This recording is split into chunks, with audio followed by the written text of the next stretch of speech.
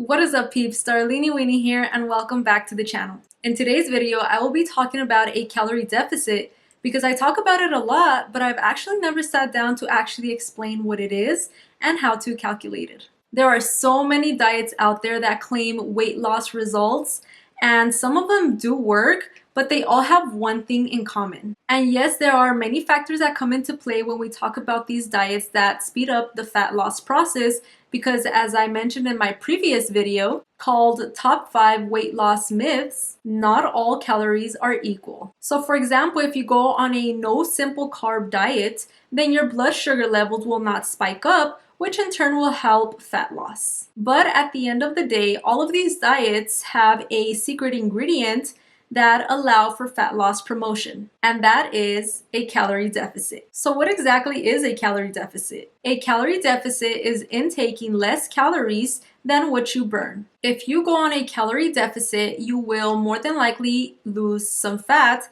because you are intaking less calories than what you consume now. So the question is, how do you get to a calorie deficit number for your own body? I will talk about 3 ways to do that. The first way is to follow an equation that will eventually lead you to a calorie deficit number. The first part of the equation is to calculate your maintenance calorie intake, or the calories that you need to consume to keep the weight that you have now.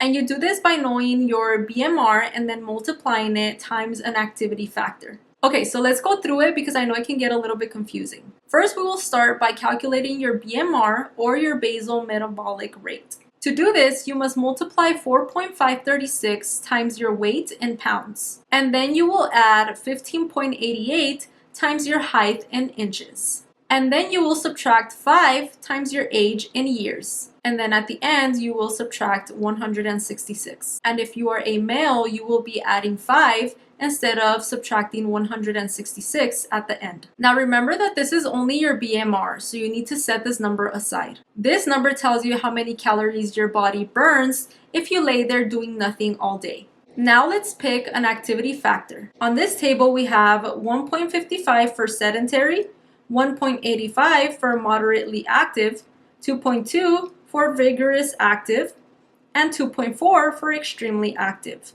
Make sure you pick the one with the description that matches your lifestyle best, but don't worry about being too precise with it. They are very inaccurate anyway. After picking one, you must multiply the BMR you calculated earlier times the activity factor, and that will give you your TDEE, or your total daily energy expenditure, also known as your maintenance calories. From that maintenance calories number, you want to subtract the calorie deficit number you want to go by. You want to aim between 1 and 2 pounds of weight loss per week. So let's say your maintenance calories are 2,500. Then in order for you to lose 2 pounds of fat each week, then your calorie deficit number would be 700. So how did I get 700? Well, 2 pounds a week equates to 4,900 calories per week. And how many days are in a week?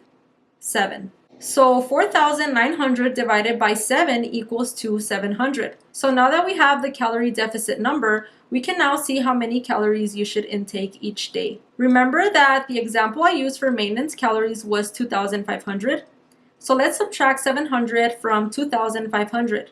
That equals 1,800, which means that in order for this person to lose 2 pounds of fat per week, she needs to end the day with 1,800 calories consumed. Okay, wow, that was long.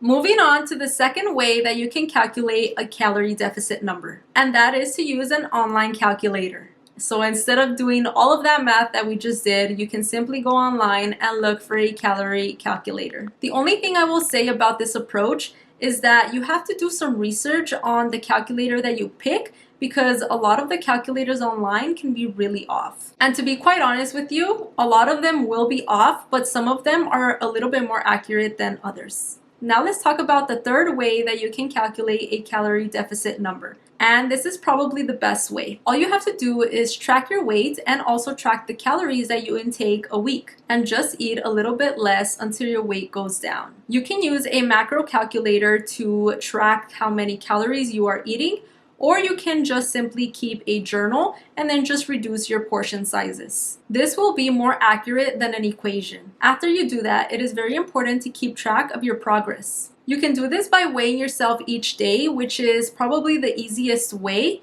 but it is not the best way. Or you can take physique pictures every week to see your progress. Another way to keep track of your progress is to actually get a measuring tape and measure your body to see if you are going down in inches. Alright you guys, well, there you have it. 3 ways to get to a calorie deficit number. I really hope that all of this made sense and that I didn't confuse anybody. If you found value from this video, please don't forget to give me a thumbs up, subscribe to the channel if you haven't already, and if you haven't checked out any of my previous educational videos, I really recommend that you do. Maybe you will learn a thing or two. As always, thank you for watching, and I will catch you guys on the next one. Bye!